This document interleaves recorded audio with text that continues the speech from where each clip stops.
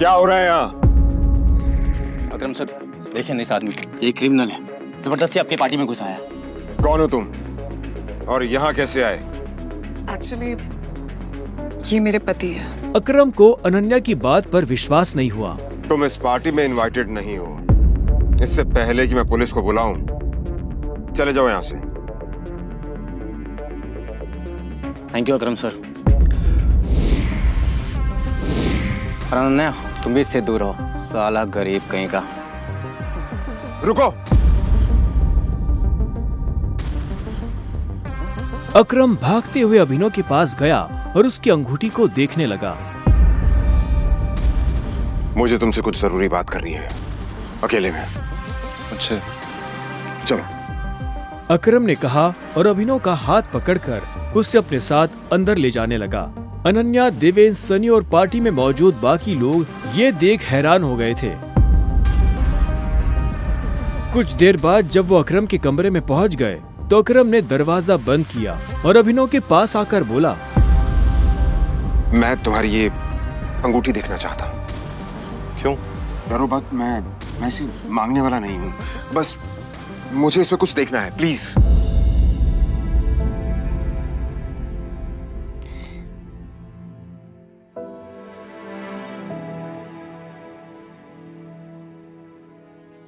Tiger?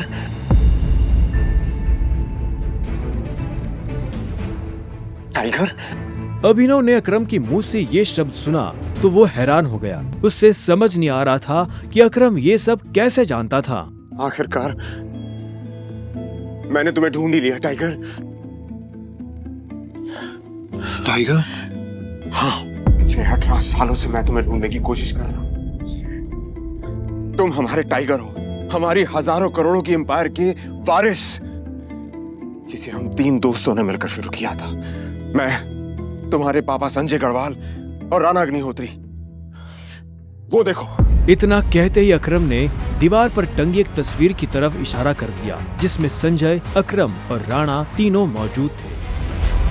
ज्यादा दूर भागे नहीं होंगे, उस तरफ देखो तुम लोग। संजय के हाथ में गोली लगी थी।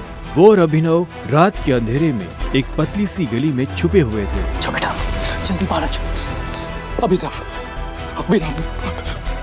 मेरी बात सुन बेटा, यहाँ से भाग जाओ वरना ये लोग तुझे भी मार डालेंगे। बाहर सड़क पर उनकी गाड़ी खड़ी थी और उसी गाड़ी के पास खड़ा था राणा, जिसने संजय को गोली मारी थी। नहीं पापा, मैं आपको छोड़ के नहीं जाऊंगा। जिद मत कर अभिनव। बेटा देख, मैं तो अपनी जिंदगी जी चुका हूँ, अब जो भी करना है तुम्हें करना है, सब कुछ तुम्हें संभालना है। संजय ने कहा और अपनी उंगली में से एक सोने की अंगूठी निकालकर अभिनव को थमा दी। उस पर टी लिखा हुआ था। और एक बात हमेशा याद रखना, अपनी आखिरी सांस तक लड़ना है। Run tiger, run tiger, run. और अपनी बंदूक लेकर उन लोगों का सामना करने के लिए गली से बाहर निकल गए। संजय जैसे ही अपनी गाड़ी के पास पहुंचे तो राणा ने संजय पर बंदूक तान दी। अभिनव चिल्लाया और अचानक से उसकी नींद खुल गई। पसीने में तरबतर अभिनव अपने बिस्तर पर उठकर बैठ गया और गहरी सांसें लेने लगा। 18 साल, पिछले 18 सालों से ये सपना इसी तरह से अभिनव को परेशान कर रहा था। अभिनव ने पहले अपनी उंगली में पहनी उस अंगूठी को देखा और फिर बाथरूम की तरफ बढ़ने लगा। 18 साल की उम्र में उसने अपना खर्च खुद उठाना शुरू कर दिया था। उसकी जिंदगी में बस एक ही खुशी थी, उसकी गर्लफ्रेंड वैभवी। जब भी वो वैभवी को देखता तो अपने सारे दुख भूल जाता था और आज तो वैभवी का जन्मदिन था, इसलिए अभिनव जल्द से जल्द उससे मिलना चाहता था। अंकल, ये केक कितने का है? 600 का है। और ये पेस्ट्री? वो 60 का है। एक दे दीजिए। Thank you. Thank you. कुछ देर के बाद जब वो वैभवी के घर के बाहर पहुंचा तो उसने देखा वहाँ काफी रंगीन लाइट्स जल रही थी और वहाँ से तेज म्यूजिक की आवाज आ रही थी। वैभवी, ये सब क्या है? ये कौन है वैभवी? देख नहीं रही है, डिलीवरी बॉय है। पर हम तो केक मंगवा चुके थे ना, फिर तूने ये पेस्ट्री क्यों मंगवाई? याद आया, ये तो वही डिलीवरी बॉय है ना जिसको तू डेट कर रही थी। ओह कम ऑन यार वैभवी, तेरा स्टैंडर्ड इतना गिर जाएगा मुझे नहीं पता था। Babe, happy birthday babe. Abhinav Deven को अच्छी तरह से जानता था। वो एक बड़े बाप का लड़का था और हर वक्त वैभवी के आसपास मंडराता रहता था। देवेन को यहाँ देखते ही अभिनव का दिमाग खराब हो गया। उसके हाथ में एक बड़ा सा गिफ्ट था। उसके आगे अभिनव के हाथ में लटकी पेस्ट्री की थैली कुछ भी नहीं लग रही थी। मैं तुमसे ब्रेकअप कर रही हूँ। और नहीं तो क्या, बेचारी कब तक तुझ जैसे गरीब के साथ ऐसी आधी पेस्ट्री खाती रहेगी। मत क्या सुनो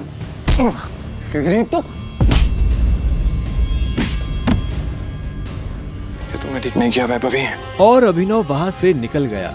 उसकी आंखों में आंसू थे और उसका दिल बुरी तरह टूट चुका था। हर घूंट के साथ उसकी आंखों के सामने वो दृश्य आ रहा था जिसमें देवेन वैभवी के गालों को चूम रहा था। उधर जब अभिनव सड़क पर बेहोश हो गया था, तब इधर सनी सिंह अपनी गाड़ी में बैठा बेचैन हो रहा था। सनी सिंह की बहन अनन्या उसके गले का कांटा बन गई थी। सनी अपने दादा हरदेवपाल सिंह की नजर में आने के लिए और अनन्या को रास्ते से हटाने के लिए कुछ भी कर सकता था, और आज वो अपनी गाड़ी में अपने आदमियों के साथ निकल पड़ा था अपनी बहन को सबक सिखाने के लिए।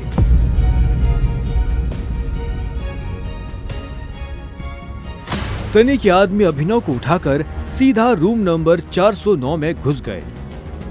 इसके कपड़े उतारो और बेड पे लिटाओ उसको। कपड़े उतारो इसके। उन्होंने अभिनव को बहुत आहिस्ते से उस बिस्तर पर लेटा दिया। वहाँ पहले से सनी की बहन अनन्या सोई हुई थी। सुबह जब अभिनव ने करवट बदली तो उसका हाथ एक नरम हाथ से टकरा गया। अभिनव की नींद टूटी और उसने देखा कि वो एक अनजान लड़की के बगल में लेटा हुआ था।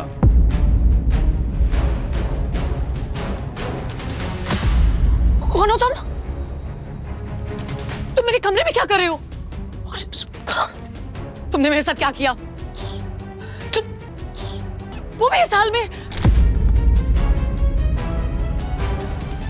छी छी छी छी छी छी छी। शेम ऑन यू बहना। मुझे तो तुम्हारे पर हमेशा से डाउट था। कितनी बार मैंने दादाजी को समझाया, बोला, पर हर बार बोले मेरी अनन्या ऐसा नहीं कर सकती। लो कर दिया तुम्हारी अनन्या ने ऐसा। अब पता है दादाजी को उनकी पोती की ये चल रही है इनका से लाइव टेलीकास्ट दिखाने के लिए मैंने उन्हें यहाँ बुला लिया। भाई मुझे नहीं पता, भरोसा करिए। क्या हुआ, कैसे हुआ? मैं जानती तक नहीं इस लड़के को, नहीं जानती भाई। मैं भी, हम दोनों के बीच में कुछ भी नहीं हुआ। नहीं। इससे पहले कि अभिनव सफाई देता, अनन्या और सनी के दादा हरदेवपाल सिंह कमरे में पहुंच चुके थे। उनके पहनावे से समझ आ रहा था कि वो बहुत अमीर आदमी थे। अनन्या को इस हाल में देख उनकी आंखें गुस्से में लाल हो गई थी। मुझे तुमसे ये उम्मीद नहीं थी। दादाजी, आप जैसा सोच रहे वैसा बिल्कुल नहीं है। अनन्या, तुम्हें अच्छे से नियम पता थे, फिर भी तुमने सारे नियम तोड़ दिए। नहीं दादाजी, नहीं। और तू? जब अभिनव की नजर हरदेव से मिली तो उसे लगा कि वो अपनी आंखों के सामने मौत देख रहा है। तूने मेरी पोती के साथ आज से हमारे परिवार के कानून के हिसाब से तू सिंह परिवार का दामाद है। क्या? हम दोनों के बीच में लेकिन कुछ हुआ ही नहीं है। दादाजी, कुछ नहीं हुआ है। कुछ नहीं किया है ना तुम दोनों ने? तो क्या ये था?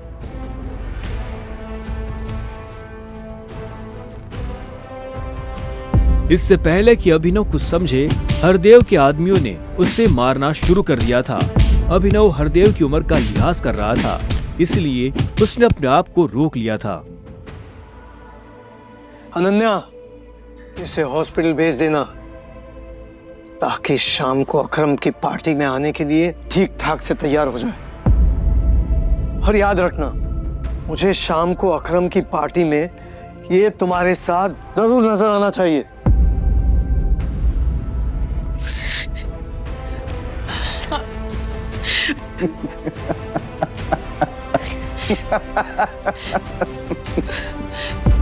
क्यों मेरी जिंदगी बर्बाद कर दी तुमने? क्यों? अभिनव के पास इस सवाल का कोई जवाब नहीं था। वहां जाकर अभिनव शाम को होने वाली पार्टी के लिए तैयार होने लगा। उससे हरदेव और उसके आदमियों का डर नहीं था। वो जानता था कि अनन्या पहले से काफी मुश्किल में थी और वो अपनी वजह से उसकी मुश्किलें और नहीं बढ़ाना चाहता था। अभिनव के पास ले देकर सिर्फ एक ब्लेजर था, वो भी उसके पापा का। वो जगह जगह से फटा और उधड़ा हुआ था, लेकिन जब अभिनव ने उसे पहना तो उसकी खूबसूरती ने ब्लेजर की सारी कमियां ढक दी। अभिनव का अंदाजा सही था। अनन्या का घर काफी बड़ा था। वो एक अमीर परिवार की लड़की थी। जितना अभिनव महीने का कमाता था उतने की अनन्या ने सैंडल्स पहनी हुई थी। अनन्या की आंखों में दिख रहा था कि वो अभिनव से कितनी नफरत करती थी। अभिनव भी पार्टी में इतने बड़े लोगों के बीच जाने से घबरा रहा था। उसी घबराहट में उसने कब अपने पापा की अंगूठी को उंगली में गोल गोल घुमाना शुरू कर दिया, उसे पता ही नहीं चला।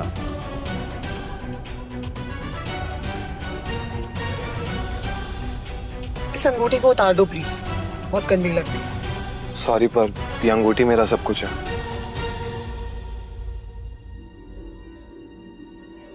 अकरम का घर किले जैसा था, जिसके चारों तरफ बाउंसर्स बंदूकें लिए खड़े थे। जैसे ही अनन्या और अभिनव अंदर आए तो इतने में उसकी नजर देवेन से टकरा गई। कौन है? तू यहाँ क्या कर रहा है साले? He's my husband. अनन्या पागल हो गई हो तुम? इस सड़क छाप में ऐसा क्या देख लिया किससे शादी कर ली? जुबान संभाल के बात कर। नहीं तो क्या कर लेगा तू? बोलना, क्या कर लेगा? देवेन भी तैश में आ गया। अभिनव उसके ऊपर हाथ उठाने ही वाला था। इतने में उन दोनों का झगड़ा देख पार्टी का ऑर्गेनाइजर अकरम वहां पहुंच चुका था। क्या हो रहा है यहाँ?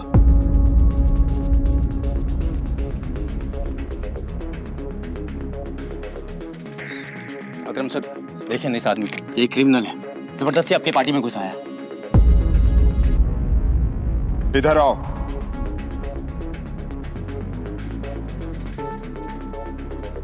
कौन हो तुम और यहाँ कैसे आए? एक्चुअली ये मेरे पति है। अकरम को अनन्या की बात पर विश्वास नहीं हुआ। तुम इस पार्टी में इनवाइटेड नहीं हो। इससे पहले कि मैं पुलिस को बुलाऊं, चले जाओ यहाँ से। Thank you Akram sir.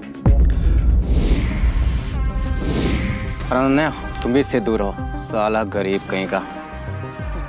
रुको। अकरम भागते हुए अभिनव के पास गया और उसकी अंगूठी को देखने लगा। मुझे तुमसे कुछ जरूरी बात करनी है, अकेले में। अच्छा, चलो। अकरम ने कहा और अभिनव का हाथ पकड़कर उसे अपने साथ अंदर ले जाने लगा। अनन्या, देवेन, सनी और पार्टी में मौजूद बाकी लोग ये देख हैरान हो गए थे। कुछ देर बाद जब वो अकरम के कमरे में पहुंच गए तो अकरम ने दरवाजा बंद किया और अभिनव के पास आकर बोला, मैं तुम्हारी ये अंगूठी देखना चाहता हूँ। क्यों? डरो बात, मैं ऐसे मांगने वाला नहीं हूँ, बस मुझे इसमें कुछ देखना है, प्लीज।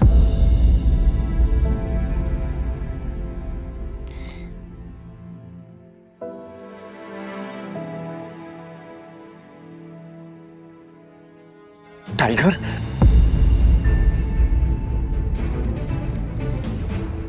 टाइगर? अभिनव ने अकरम के मुंह से ये शब्द सुना तो वो हैरान हो गया। उसे अचानक से अपने पिता के वो आखिरी शब्द याद आ गए जो उन्होंने अभिनव से विदा लेते हुए कह दिए थे।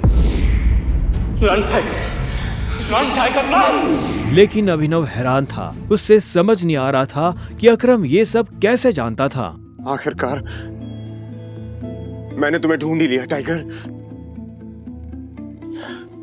टाइगर? हाँ, 18 सालों से मैं तुम्हें ढूंढने की कोशिश कर रहा हूं। तुम हमारे टाइगर हो, हमारी हजारों करोड़ों की एम्पायर के वारिस, जिसे हम 3 दोस्तों ने मिलकर शुरू किया था। मैं, तुम्हारे पापा संजय गढ़वाल और राणा अग्निहोत्री। वो देखो, इतना कहते ही अकरम ने दीवार पर टंगी एक तस्वीर की तरफ इशारा कर दिया, जिसमें संजय, अकरम और राणा तीनों मौजूद थे। राणा को देख अभिनव को झटका लगा। उसकी आंखों के सामने वो सपना फिर से हरा हो गया, जो वो हर सुबह देखकर उठता था। उस रात अभिनव के पिता को जिस आदमी ने गोली मारी थी वो राणा था। अभिनव की जिंदगी रातों रात पलट चुकी थी। उसके साथ जो हुआ उस पर उसे अभी तक यकीन नहीं हो रहा था। उसके हाथ में अपने पिता की तस्वीर थी, लेकिन उस तस्वीर में वो गुस्से से भरी निगाहों से राणा को देख रहा था। अगर उसका बस चलता तो वह अभी के अभी अपने पिता की मौत का बदला ले लेता।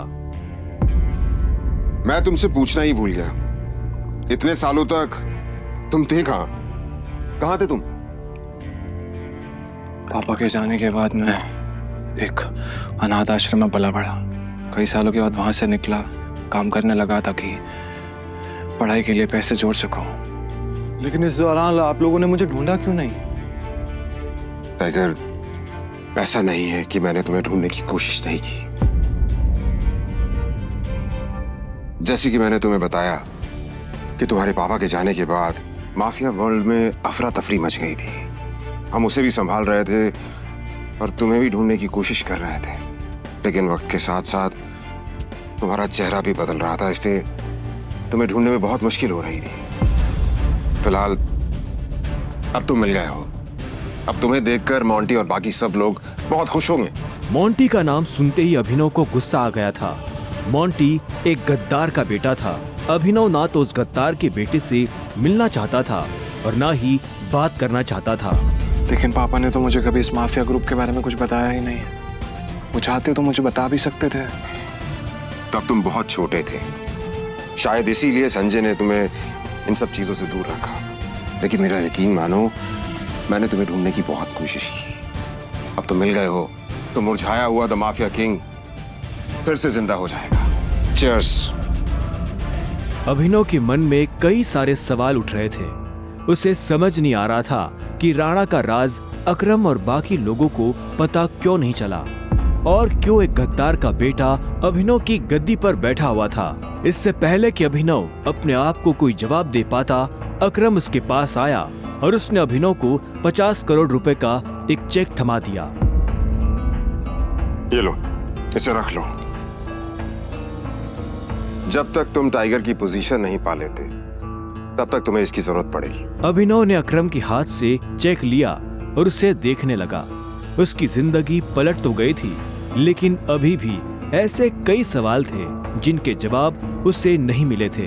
एक बात और, तुम्हारी असली पहचान के बारे में फिलहाल किसी को कुछ पता नहीं लगना चाहिए। इसलिए अभी तक जैसे जीते आए थे वैसे ही जीते रहना, समझे? अभिनव ने हाँ में सिर हिलाया और दोनों कमरे से बाहर आ गए। इधर अनन्या चिंता भरी निगाहों से उस कमरे के दरवाजे को देख रही थी जिसमें अभिनव और अकरम थे। वो ये जानने के लिए बेताब थी कि उन दोनों के बीच अंदर क्या बात हो रही थी और अभिनव को आने में इतनी देर क्यों लग रही थी। लगता है आज अभिनव अपनी दवा चखेगा।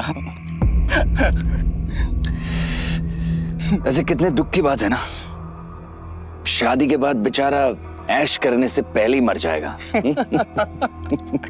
ये सुन अनन्या को झटका लगा। वो जानती थी कि अकरम के लिए किसी को मारना कोई बड़ी बात नहीं थी।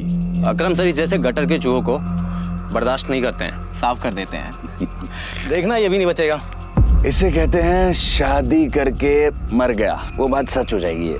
अनन्या को ये सुनकर बुरा लगा। कोई इंसान किसी दूसरे इंसान की मौत पर खुश कैसे हो सकता था? प्लीज एटलीस्ट उसके बारे में इस तरह से बात तो मत करो। तो कैसी बातें करें? जिसके जैसे लक्षण होते हैं ना, उसके बारे में वैसी ही बातें होंगी। देवेन सही कह रही है वो, बिल्कुल ठीक कह रही हो। हमें उसके बारे में ऐसे बात नहीं करनी चाहिए। वैसे भी मेरे दादाजी ने कहा था कि मरे हुए लोगों के बारे में ना गलत बात नहीं करनी चाहिए।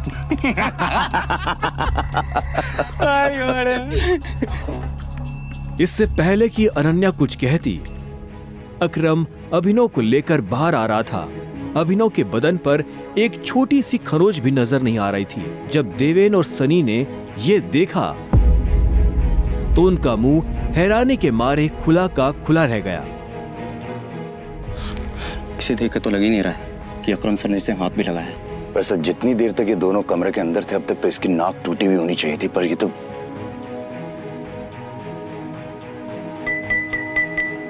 लेडीज एंड जेंटलमैन, मैं आप सबको किसी से मिलवाना चाहता हूं।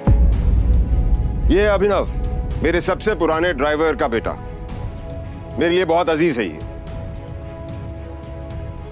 अकरम ने जैसे ही अभिनव का सबसे परिचय करवाया तो देवेन और सनी खुश हो गए, लेकिन अनन्या को ये सुनकर झटका लगा। Enjoy the party please. इतने में अकरम ने कहा और अभिनव को अकेला छोड़ बाकी लोगों से मिलने के लिए निकल गया। देवेन और सनी को अभी तक समझ नहीं आ रहा था कि अकरम अभिनव को इतना भाव क्यों दे रहा था।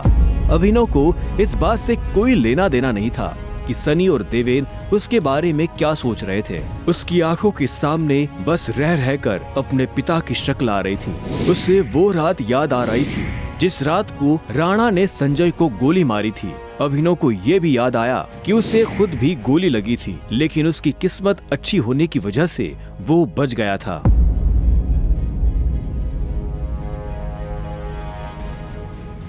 मुझे नहीं लगा था कि तुम अपने पैरों पर बाहर भी आ पाओगे। अच्छा, तुम्हें मेरी इतनी चिंता हो रही थी? ओ प्लीज, मुझे चिंता नहीं हो रही थी, बस तुम्हें तो अपनी चिंता होनी चाहिए ना। अगर जिंदा रहना चाहते हो तो थोड़ा बचकर रहो। अकरम सर ने तेरे अंदर क्या बात की, बता। उन्होंने मुझसे कहा कि अगर देवेन जैसा कहता तुझसे सवाल पूछे तो उसे जवाब मत देना। देवेन ने उसे गाली दी, लेकिन अभिनव पर उसका कोई असर नहीं हुआ। उसके दिमाग में इस वक्त पहले से ही कई जरूरी चीजें घूम रही थी। इसके बाद पूरी पार्टी के दौरान अनन्या ने अभिनव से कोई बात नहीं की। मेरा घर यहाँ से पास में है, वहीं ले लो। तुमने सोच भी कैसे लिया कि मैं तुम्हारे साथ तुम्हारे घर आ रही हूँ? तुम्हारी हालत ऐसी है तो पता नहीं तुम्हारी घर की हालत कैसी होगी। तुम मेरी पत्नी हो, मेरे साथ नहीं रहोगी तो किसके साथ रहोगी? सुनो, अपनी ये 2 कौड़ी का लॉजिक ना अपनी जेब में रखो। पहले तुम मुझे ये बताओ, तुम मेरे बिस्तर में कैसे आए? ये सवाल तो मैं भी तुमसे पूछना चाहता हूँ। अच्छी बात है, लेकिन मैं तुम्हारे साथ तुम्हारे घर रहने नहीं आ रही हूँ, मैं अपने घर जा रही हूँ, ठीक है? और अगर इन फ्यूचर मजबूरी भी रहे ना, तो मैं तुम्हारे साथ तुम्हारे घर में नहीं रहूंगी, तुम मेरे घर रहने आओगे, एक नौकर की तरह, समझे? अभिनव ने पहले उसे देखा और फिर अपनी उंगली में पहनी हुई उस अंगूठी को देखने लगा। अगर आज वो अंगूठी नहीं होती तो पता नहीं उसका क्या होता।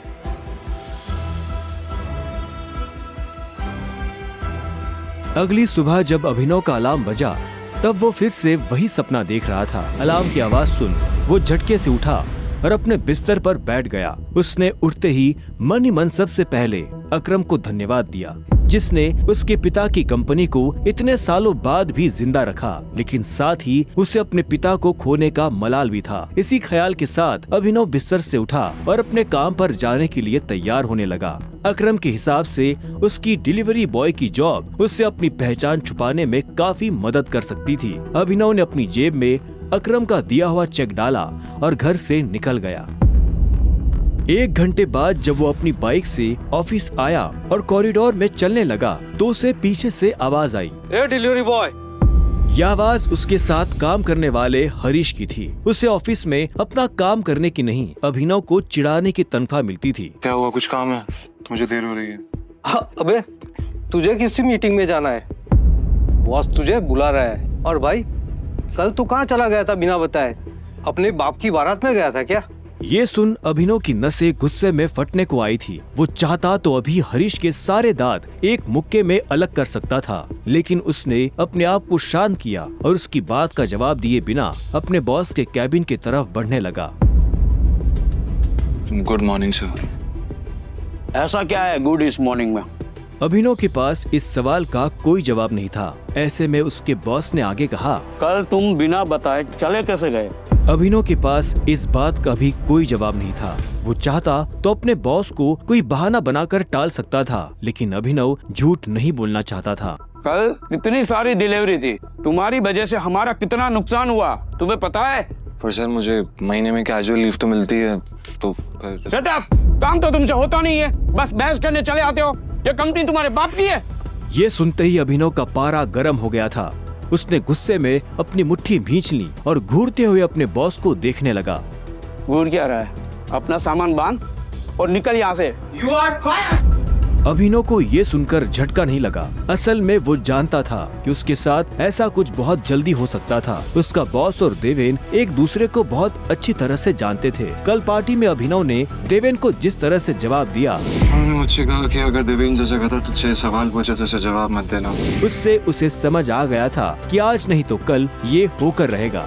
ठीक है, कोई बात नहीं, मैं चला जाता हूँ। जो मैंने पूरा महीना काम किया है उसकी सैलरी दे दीजिए। सैलरी? तेरी वजह से हमारा जो नुकसान हुआ उसकी भरपाई अगर मैं तेरी सैलरी से भी करूँ ना तो भी तुम्हें अपनी जेब से 10,000 रुपए देने पड़ेगी। शुक्र मना कि वो मैं तुझसे नहीं मांग रहा, इसलिए चुपचाप निकल यहाँ से। क्या बोल रहे हो सर आप? क्या मेरे एक दिन आने का आपका 25,000 का नुकसान हो गया? मैं तब तक यहाँ से नहीं जाऊंगा जब तक मुझे मेरी सैलरी नहीं मिल जाएगी। सैलरी दीजिए। सैलरी? रुक, अभी देता हूँ तुझे तेरी सैलरी। उसके बॉस ने कहा और टेबल पर रखी घंटी बजा दी। अगले ही पल कमरे का दरवाजा खुला और 4 बाउंसर अंदर घुस आए। उठाकर बाहर पटको साले को।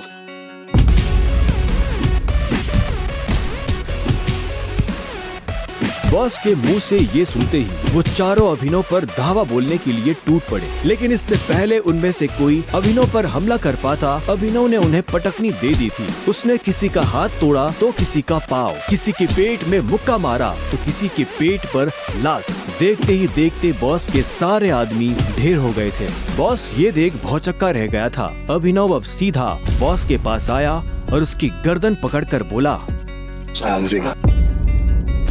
बॉस ने घबराहट में अपने ड्रॉअर से कैश निकाला और कांपते हाथों से अभिनव को थमा दिया। अभिनव ने कैश देखा और बॉस की गर्दन छोड़ वहाँ से बाहर निकलने लगा। इससे पहले कि वो बाहर आता, उसने बॉस की आंखों में देखा और बोला, और एक बात याद रखना, अगर आज के बाद किसी के बाप पे गया ना तो गर्दन तेरी होगी, पंजा मेरा। ये सुन बॉस के होश उड़ गए थे। उसे पता था कि अभिनव एक गुस्सेल आदमी है, लेकिन उसने कभी उसका गुस्सा देखा नहीं था। इधर अभिनव भी जब ऑफिस से बाहर आया तो उसे एक अनजान नंबर से फोन आया। अभिनव ने फोन उठाया। हेलो, कौन? टाइगर, अकरम। हाँ कहिए। मुझे तुम्हें किसी से मिलवाना है, वो भी हमारे माफिया वर्ल्ड का एक बहुत बड़ा नाम है, और साथ ही साथ तुम्हारे पापा और मेरा जिगरी यार भी, बलराज। मैं चाहता हूं कि बलराज को पता चल जाए कि हमारा टाइगर वापस लौट आया है, इसलिए शाम को साथ में डिनर करेंगे होटल सफायर में। एड्रेस तुम्हें भेज रहा हूं, ठीक है? सी या, बाय। अकरम के मुंह से बलराज का नाम सुनते ही अभिनव के बदन में झुरझुरी सी दौड़ गई थी। उसने बलराज का नाम पहले भी सुना था। इस शहर में बलराज का नाम बच्चा बच्चा जानता था और हर बड़ा आदमी उसके नाम से थर थर कांपता था। ऐसे में अभिनव को भी उससे मिलने में घबराहट हो रही थी।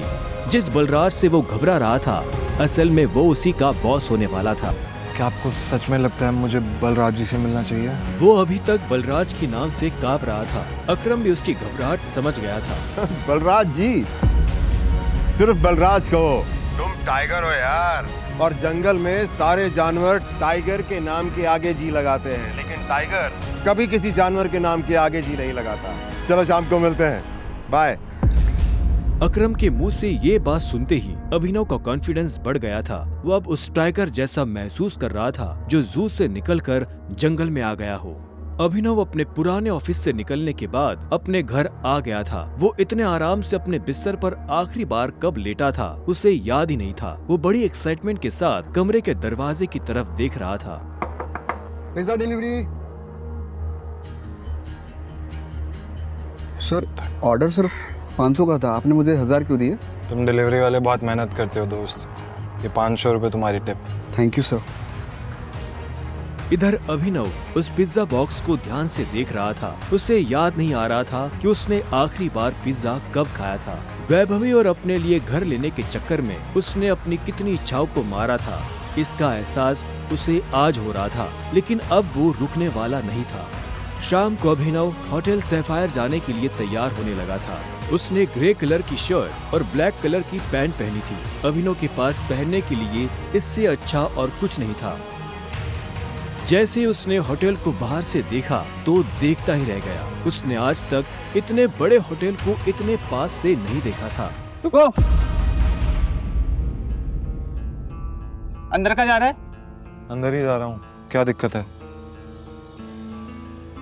अंदर जाना है तुझे? तुझे क्या लगता है कि मैं तुझे अंदर जाने दूंगा? क्यों नहीं जा सकता मैं अंदर? अभिनव समझ गया था कि चीफ सिक्योरिटी ऑफिसर उसके कपड़े देखकर उसे जज कर रहा था। सुन, मैं तेरे जैसे लोगों को बहुत अच्छे से जानता हूँ। फालतू का तमाशा मत कर, निकल यहाँ से। कैसे जानता है तू मुझे? रिश्तेदार है मेरा। जब मैं अंदर जाने के लिए आया हूँ तो वापस क्यों जाऊंगा? ये होटल क्या तेरे बाप की है? बोलना। ये सुनते ही अभिनव का माथा गर्म हो गया, लेकिन उसने गुस्से में कुछ नहीं किया। वो शांत रहा ताकि लोगों का ध्यान उसकी तरफ ना जाए। अभिनव 2 कदम पीछे हटा और उसने फोन निकालकर अकरम को फोन मिला दिया। हाँ टाइगर, कहाँ पहुँचे? मैं ये होटल की एंट्री पे हूँ अकरम। हमारा टेबल नंबर क्या है?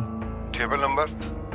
अरे मैं इस होटल का मालिक हूँ, मुझे टेबल बुक करने की जरूरत नहीं है। तुम अंदर जाओ, आराम से बैठो, बस मैं पहुँचने ही वाला हूँ। मैं अंदर नहीं जा पा रहा हूँ। यहाँ पे कोई ये सिक्योरिटी वाला खड़ा है, वो कह रहा है कि मेरे जैसे इंसानों को अंदर नहीं जाने देता है। उन्हें ये कथा, तुम एक काम करो, बस 10 मिनट में मैं पहुँचने वाला हूँ, तुम वेट करो, ठीक है? और ये इस ऑफिसर की वजह से मैं तुमसे माफी मांगता हूँ। ठीक, नहीं कोई बात नहीं। क्यों? बहुत हीरो बन रहा था ना? मैंने कहा था मैं तुझे अंदर जाने नहीं दूंगा। अगर प्रधानमंत्री को भी कॉल करेगा ना तब भी नहीं, समझा? चल निकल यहाँ से। अरे वो देखो, तुम्हारा निठल्ला एक्स। आजा मजे लेते इसके।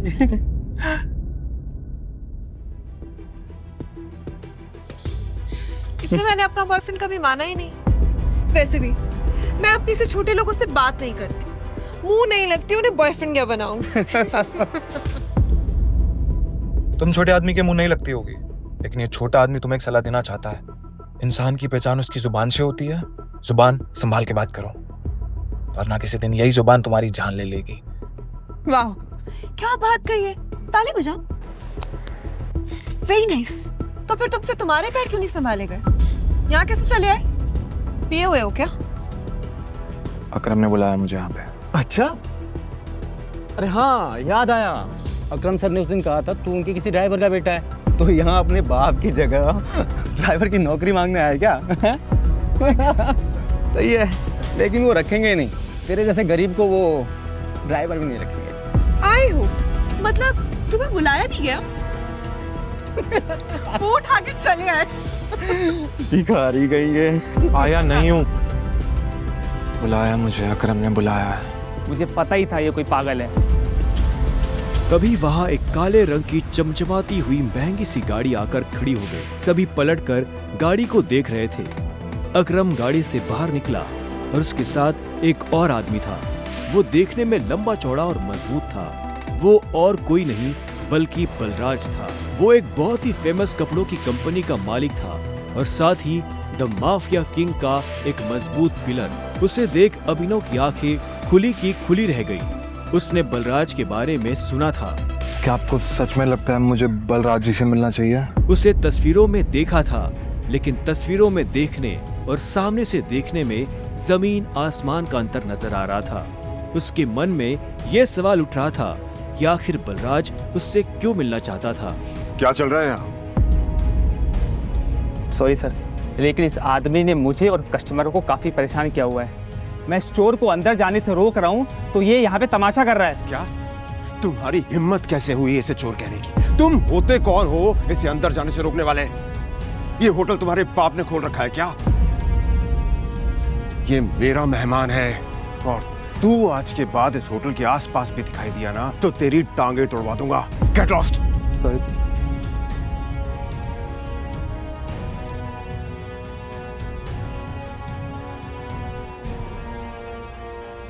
I'm sorry टाइगर, इस बेवकूफ की वजह से। नहीं, असल में तो छोटा आदमी का दुश्मन बना हुआ है आज भी। आओ चलो। अकरम ने अभिनव को अपने साथ अंदर आने का इशारा किया। अभिनव अकरम के पीछे चला जा रहा था। उसे महसूस हो रहा था कि बलराज भी अपने भारी भरकम पैरों के साथ अभिनव के पीछे आ रहा था। कुछ देर के बाद वो होटल के एक आलीशान से कमरे के बाहर आ चुके थे। इससे पहले कि वो अंदर जाते, होटल का मैनेजर उनके पास आया और बोला, good evening sir, welcome sir, can I get something for all of you? एक काम करो, जो भी लीकर अवेलेबल है उसकी लिस्ट भिजवा दो। Sure sir, but sir if you don't mind, अपने होटल में जितनी भी लिकर्स अवेलेबल हैं मुझे सबके नाम याद है। We have tequila which is of 5 lakh rupees, vodka 8 lakh rupees, इसकी 10 lakh rupees and we have gin जो कि 12 लाख रुपए की। Sir what would you like to have? क्या है कि आज मेरे यहाँ बहुत खास मेहमान आए हैं, तो इसलिए जो सबसे महंगी है वो भिजवा दो और बाकी सब चीजें। Sure sir, I will get the best liquor for all of you. Good evening sir. Good evening sir. Akram, hotel तेरा, शराब तेरी, फिर भी तुम्हारा ये मैनेजर तुझे तेरी शराब की रेट क्यों बता रहा था, जबकि तू कोई भी चूज कर सकता है? वो इसलिए मेरे दोस्त क्योंकि मैं दिन देखकर शराब मंगवाता हूँ, और आज का दिन मेरे लिए, इनफैक्ट हम सबकी जिंदगी के लिए बहुत इंपॉर्टेंट दिन है, इसलिए मैंने हम तीनों के लिए महंगी शराब मंगवाई। So let's enjoy. अच्छा आओ। Okay, let's enjoy. अब तुम्हें यहाँ अपनी पहचान छुपाने की जरूरत नहीं है। ये रूम प्राइवेट भी है और सबसे सेफ भी। बैठो। वो एक आलीशान कमरा था। वो तीनों बैठ गए। तब अभिनव बलराज को बहुत ध्यान से देख रहा था। बलराज, आज मैंने तुम्हें यहाँ एक बहुत इंपॉर्टेंट इन्फॉर्मेशन देने के लिए बुलाया है। हमें संजय का बेटा टाइगर मिल गया है, लेकिन फिलहाल वो अंडरकवर है, इसलिए उससे तुम्हें मैं बाहर नहीं मिलवा सकता था। Sir your snacks and drink.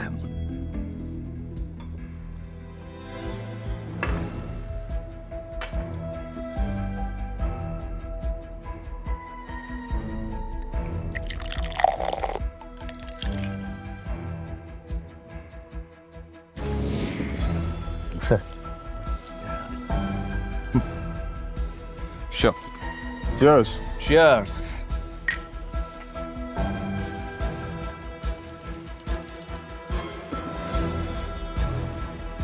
तो यही है टाइगर? हाँ, ये है हमारा टाइगर, और मैं चाहता था ये हमारी टीम के बड़े और भारी मेंबर्स से मिलने, और मिलने के बाद जिस तरफ हम बढ़ रहे हैं उस तरफ बढ़ने में ये हमें लीड करे।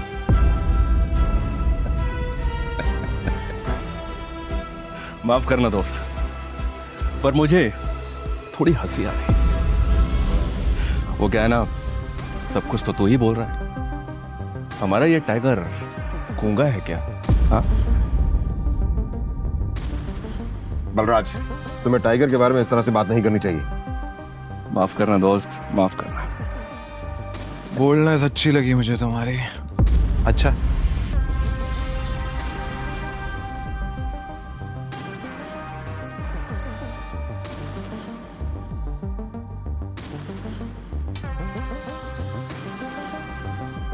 हो गए तुम बॉस, लेकिन ये मत भूलना तुम किसके सामने बैठे हो।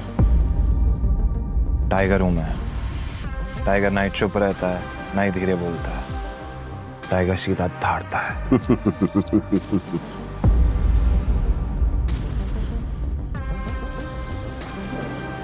तो तुम टाइगर हो, ठीक है? तो टाइगर ये बताओ, इतने सालों से कहां थे तुम? अब ऐसा तो नहीं हो सकता ना कि इतने सालों के बाद तुम हमारे सर पे आके बैठ जाओ और हम मान लेंगे कि तुम टाइगर हो। मजाक तो नहीं हो रहा है यहाँ? क्यों अकरम, सही कहा ना? और जिस गति की तुम बात कर रहे हो ना, उसको लिया नहीं चाहता, कमाया चाहता है। आई बात समझ में? अच्छे से जानता हूँ, छीनना मेरे खून में भी नहीं है। मैं इतने सालों से कहाँ गायब था, क्या कर रहा था, ये सब समझाने का तो हमारे पास टाइम नहीं है शायद। और रही बात कि मैं टाइगर हूं या नहीं हूं, ठीक है, तुम तरीका बताओ, साबित कर दूंगा। शाबाश, ये हुई ना बात। अकरम ने मुस्कुराते हुए अभिनव को देखा। उसकी आंखों में अभिनव के लिए गर्व की भावना झलक रही थी। उसने जितना सोचा था, अभिनव उससे भी खूंखार था, लेकिन बलराज के माथे पर शिकन बरकरार थी। उसकी आंखों से पता चल रहा था कि वो इतनी जल्दी अभिनव को टाइगर नहीं मानने वाला था। वैसे भी पूरे ग्रुप में अगर बलराज किसी चीज के लिए जाना जाता था तो वो थी उसकी जिद। वो इस बात को नहीं पचा सकता था कि कल को एक बच्चा उसके सर पर बैठकर राज करे। सिर्फ अकरम की शाबाशी से काम नहीं चलेगा प्यारे, पर मैंने अभी एक्सेप्ट नहीं किया है कि तुम टाइगर हो। तुमने कहा कि तुम साबित कर सकते हो कि तुम टाइगर हो, तो ठीक है, मैं तुम्हें चैलेंज देना चाहता हूं। ये क्या कह रहे हो तुम? Relax Akram, relax. Let's fight, लड़ते हैं। अगर तुम जीते तो हम मान लेंगे कि तुम टाइगर हो, लेकिन अगर तुम हारे तो हमसे कुछ पैसे लेना और गुड़गांव से कहीं बहुत दूर जाकर सेटल हो जाना। बलराज, क्या कह रहे हो तुम? ये सही नहीं है।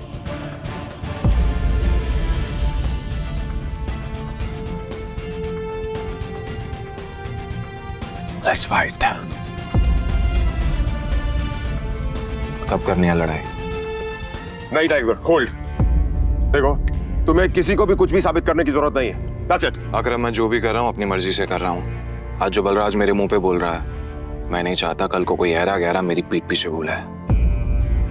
अकरम ने अभिनव की आंखों में संजय जैसे तेवर देखे तो उसने एक गहरी सांस ली और सब ऊपर वाले के भरोसे छोड़ दिया।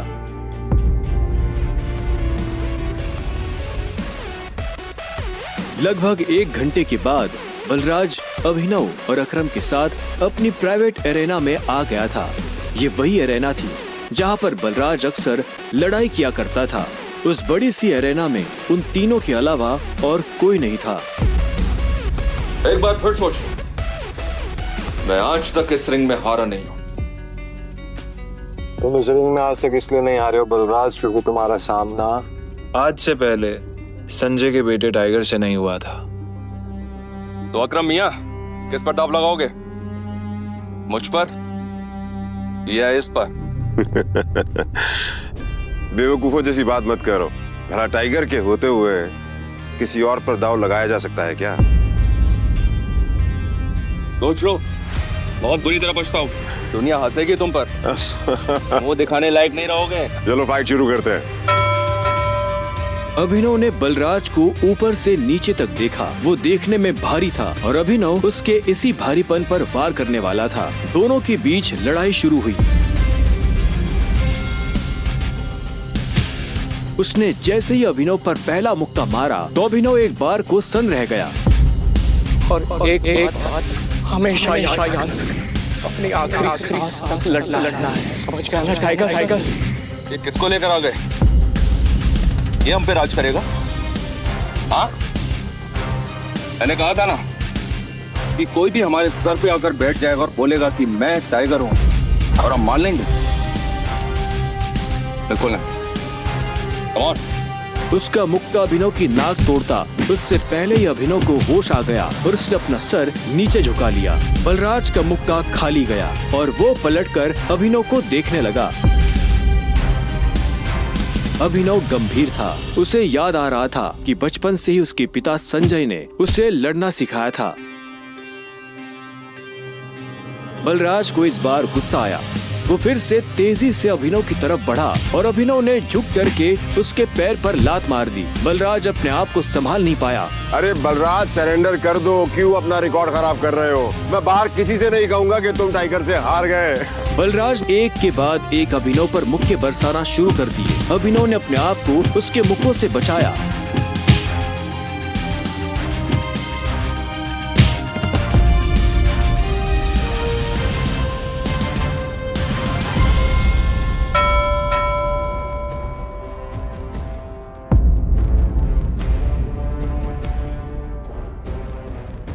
अभिनव ने बलराज को छोड़ा और चुपचाप रिंग के कोने में जाकर खड़ा हो गया। बलराज ने मुश्किल से अपने भारी भरकम शरीर को उठाया और दर्द में कराहते हुए बोला, अकरम, मैं जानता तो बहुत खुश हो गया आज।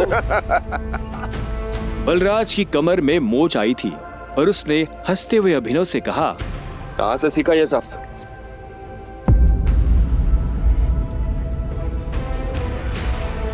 जरा पियोगे मेरे साथ? आज की पार्टी मेरी तरफ से। बलराज, ऐसे नहीं कहते, ऐसे कहते हैं कि टाइगर जी, क्या आप मेरे साथ शराब पिएंगे, पार्टी करेंगे? इस तरह। टाइगर जी, क्या आप आज मेरे साथ शराब पीना पसंद करेंगे? पार्टी करेंगे? हाँ? ओके? राइट। क्यों नहीं?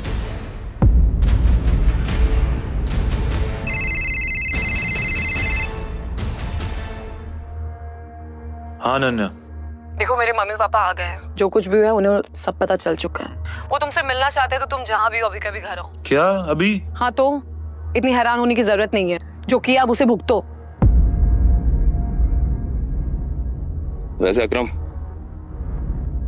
अकरम बलराज, अभी तुम लोगों के साथ नहीं चल पाऊंगा, मुझे घर पहुंचना है, मेरे ससुराल, मेरे सास ससुराल में। ससुराल? तुम्हारी शादी कब हुई?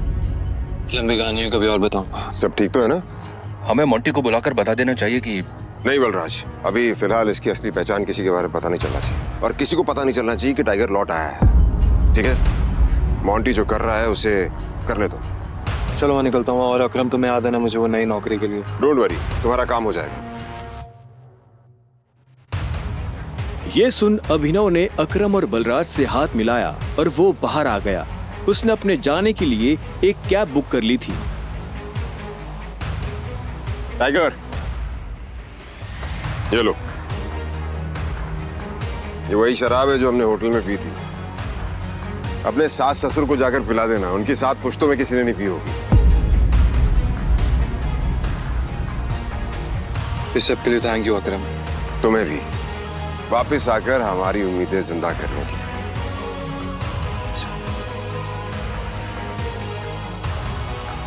अब आजा कि अंदर रिंग में ही रहेगा। कुछ देर के बाद गाड़ी अनन्या के घर के बाहर आकर रुकी। अभिनव नीचे उतरा और गहरी सांसें लेते हुए घर के अंदर पहुंच गया।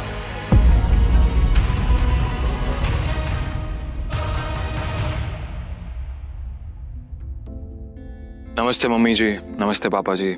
ये मैं आप लोगों के लिए लेकर आया था। अरे वाह, क्या बात है, बहुत एक्सपेंसिव है यार। हैं?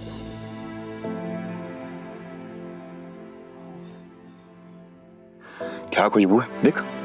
क्या तुम भी? मुझे तो लगता है ये बॉटल्स कहीं से चोरी करके लाया होगा। तुम्हें लगता है इसके जैसा आदमी इतनी महंगी शराब अफोर्ड कर पाएगा? और तुम ये सब क्यों लाए हो यहाँ पे? हमारे बेटे के साथ जबरदस्ती करने के बाद हमें रिश्वत देना चाहते हो तुम? वो भी चोरी की हुई शराब? सॉरी, लेकिन ना ही मैंने किसी के साथ जबरदस्ती की और ना ही कोई चोरी किया। अच्छा, तो फिर मेरे बेटे के साथ तुम्हारा भूत आया हुआ था? तुम ये सब इसलिए कर रहे हो ना ताकि तुम मेरे बेटे की जायदाद हड़प कर सको? तुमने कहा तुम और कहा मेरी बेटी। अभिनव को ऐसा लगा जैसे उसके सीने में किसी ने छुरा घोंप दिया हो। कोई भी उसकी बात सुनने को राजी ही नहीं था। हाँ, ये बात ठीक है कि वो अनन्या के साथ उसने ये सब जानबूझकर नहीं किया था। उसे खुद नहीं पता था कि वो अनन्या के कमरे में कैसे पहुंच गया। अगर उसे पहले से ये सब पता होता तो वो कभी ऐसा नहीं करता। पर आखिर में अभिनव ने कोई सफाई नहीं दी। उसे पता था कि कोई फायदा नहीं होगा। गूंगे हो? मुंह में जुबान नहीं है तुम्हारे? शर्मिला, बैठ। अभिनव, बैठ जाओ। शर्मिला अभी भी गुस्से में उसे देख रही थी। अभिनव बैठा और राजीव ने आगे कहा, तो वहाँ जो कुछ भी हुआ है हमें उसके बारे में सब कुछ पता है, और अनन्या को भी ये मालूम नहीं है कि उसके साथ कैसे हुआ है। लेकिन मुझे ऐसा लगता है कि वहाँ पे कोई बहुत बड़ी गड़बड़ हुई है। चलो, अब जो कुछ भी है, तुम्हारे और अनन्या का रिश्ता तो बदल नहीं सकते। वैसे भी जो कुछ हुआ उसका उसे मलाल नहीं था। अगर वो अनन्या से नहीं मिलता तो वो अकरम से कभी नहीं मिल पाता। साथ ही वो बाहर की दुनिया में अनन्या का नाम भी खराब नहीं होने देना चाहता था। ऐसे में वो भी नहीं चाहता था कि ये शादी टूटे। तो अभिनव, तुम क्या करते हो? मैं एक डिलीवरी बॉय का काम करता था और आज मुझे नौकरी से निकाल दिया गया। उसके ये शब्द किसी बॉम्ब की तरह उन दोनों पर गिरे। इससे पहले कि शर्मिला कुछ कहती, राजीव ने कहा, अभिनव, तुम्हें जल्द से जल्द नौकरी ढूंढनी पड़ेगी, और वो भी अच्छी वाली। तभी तुम मेरी बेटी के साथ लीगली शादी कर सकते हो। चलो, अब तुम जा सकते हो। अभिनव उठा और बाहर निकलने लगा। इतने में शर्मिला के गुस्से में और एक उबाल आया और वो अभिनव के पीठ पीछे बोली, देखा कितना ढीठ है ये। ओवर कॉन्फिडेंस तो देखो इसका। जेब में 10 रुपए नहीं है और चल ऐसे रहा है जैसे जंगल का टाइगर हो। राजू, तुम्हें लगता है इस जैसे ली कोई नौकरी पे रखेगा? रखेगा नहीं, रखेंगे। मेरे लिए काम की कमी नहीं है। सुना तुमने? राजीव भी अभिनव की बात सुन हैरान हो गया। इतने में अभिनव शर्मिला के पास आया और बोला, अगर मुझे एक अच्छी नौकरी मिल गई तो क्या आप मुझे ये साबित करने का मौका देंगी कि मैं अनन्या से शादी करने के लायक हूँ? कॉन्फिडेंस है। अरे भर में जाए ऐसा कॉन्फिडेंस। और तुम, नौकरी का मतलब ये नहीं है कि कल के तुम किसी पार्किंग लॉट में जाके बैठो और लोगों की गाड़ियों की रसीद पढ़ो। मेरा मतलब है नौकरी जैसी नौकरी, असली नौकरी, सही वाली नौकरी। और अगर कल तक तुम्हें ऐसी नौकरी मिल जाती है ना, तो तुमने जो कुछ भी अभी कहा उसके बारे में एक बार सोच सकती हो। शर्मिला से ये सुनते ही अभिनव के चेहरे पर बड़ी सी मुस्कान आ गई। शर्मिला को नहीं पता था कि अभिनव कौन है और उसके पीछे किसका हाथ है। उसने मुस्कुराते हुए हाँ में सिर हिलाया और घर के अंदर जाने लगा। रात बहुत हो चुकी थी और उसे पता था कि इस वक्त वो अपने घर नहीं जा सकता था। उसने सोचा था कि वो अनन्या के कमरे में जाकर सो जाएगा। वैसे भी अब दोनों पति पत्नी थे। ऐसे में अभिनव जैसे तैसे उस बड़े से घर में अनन्या के कमरे के बाहर पहुंच चुका था। क्या है? रात बहुत हो गई, मैं अपने घर नहीं जा सकता, मुझे सोने के लिए जगह चाहिए। तो क्या, तुमने मुझे अपने मम्मी पापा से मिलने के लिए बुलाया था ना, तो तुम ही जगह दो सोने की। हेलो, तुम्हें क्या लगता है मैं फिर से तुम्हें अपने कमरे में आने दूंगी? तो मैं और कहाँ जाऊंगा? मुझे नहीं पता, जो करना करो, बट पैर हटाओ वरना मैं तोड़ दूंगी। अभिनव पहले तो नहीं डरा, पर जब दरवाजा उसके पैर को छूने ही वाला था कि उसने अपना पैर पीछे खींच लिया। अनन्या ने दरवाजा बंद किया और दूसरी तरफ से चिल्लाते हुए बोली, नौकरों की जगह ना मालिकों के कमरों में नहीं, घरों के स्टोर रूम्स में होती है। ये सुनते ही अभिनव को बुरा लगा, पर वो कर भी क्या सकता था। उसने बस बंद दरवाजे को देखा और हताशा से अपना सिर हिलाने लगा। आगे की कहानी जानने के लिए देखें अगला एपिसोड सिर्फ पॉकेट FM के YouTube चैनल पर, और द रिटर्न ऑफ टाइगर के सारे एपिसोड्स को सुनने के लिए डिस्क्रिप्शन में दी लिंक से डाउनलोड करें पॉकेट FM ऐप।